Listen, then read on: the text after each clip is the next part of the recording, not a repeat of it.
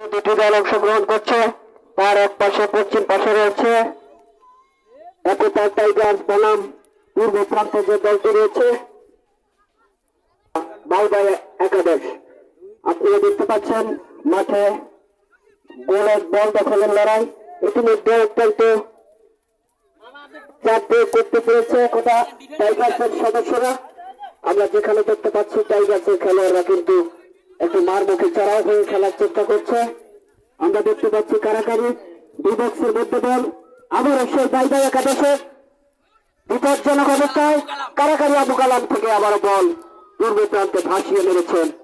সেখানে বাধা দেওয়ার চেষ্টা করেছে বাউবাই একাদশের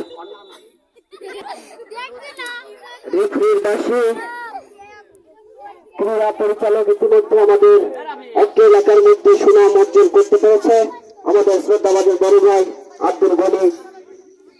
তার তীক্ষ্ণ নজর থেকে কিন্তু সেই অবৈধ বাধা প্রদান এড়াতে পারেনি এনামুল হক সুযোগ।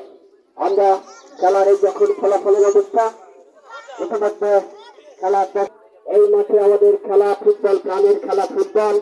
আবারও সেই মাঠে ফুটবল, প্রাণের খেলা ফুটবল পদার্পণ করেছে। তার জন্য যে সমস্ত সংগঠনের যে সমস্ত সদস্যরা সহযোগিতা করেছে